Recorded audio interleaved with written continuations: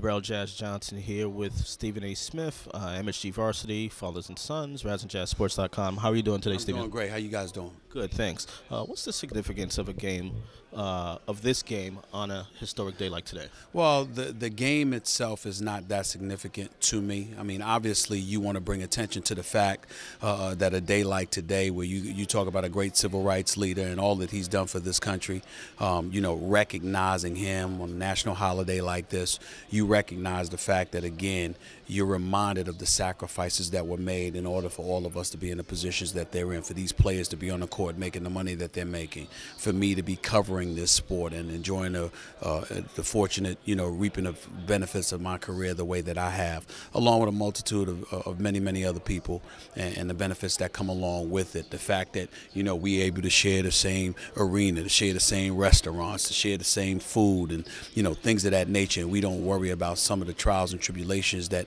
they had to endure because they endured it, and he obviously was the leader in all of that, and he endured so much in order to put us in a position where we wouldn't have to endure such hardships. Those are the kind of things that come to your mind, and you recognize how incredibly beneficial it all was to all of us.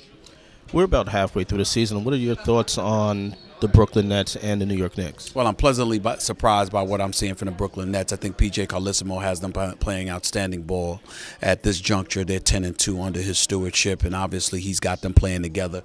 He has them developing a rapport with one another, and they've improved tremendously as a basketball team. I don't think that Avery Johnson, we all know the man can coach the game of basketball, but at the same time, sometimes you learn from the mistakes of your successor, and it's not to say that that definitely or definitively was the case, but it's clear that it appeared as if Avery Johnson could have cultivated a better relationship with the players, or they could have done a better job of cultivating a relationship with him. P.J. Carlesimo seems to have learned from that, sort of like peeling away some of the liabilities or the impediments to it all, and recognizing some of the benefits that he had working under Avery Johnson, and as a result of that, he's been able to duplicate and emulate some of the successful habits and to get rid of some of the things that were otherwise not successful. So I think the Brooklyn Nets are doing what we thought that they would do. They're being formidable. They're competing. They're a better than average team, and we expect them to be in the playoffs, and that's the best you could hope for them right now. With the Knicks have been inconsistent, particularly defensively, and they've resorted to being strictly a perimeter shooting team.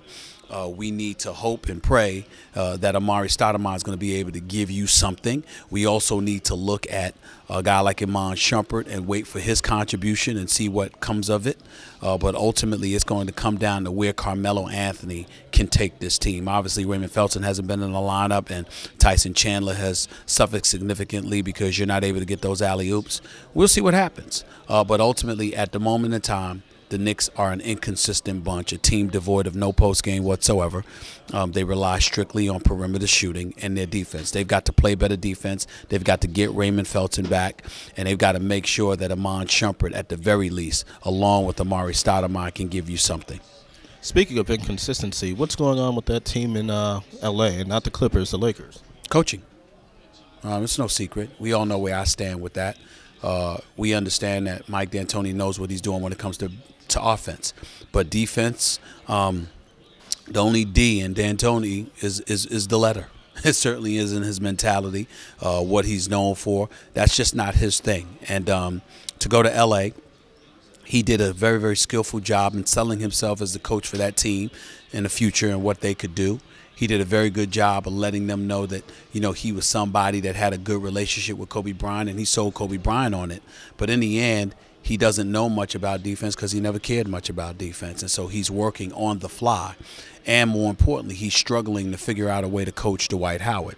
Dwight Howard, playing for such an offensive-minded coach who wants you shooting the ball inside of 12 seconds, somehow, some way, is managing to score less per game and attempt less shots per game.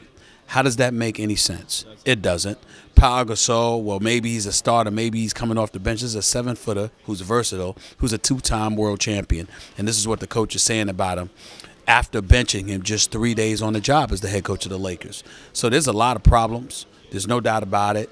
Do I think they'll get it fixed from the standpoint or perspective of winning regular season basketball games? I think they'll get it together.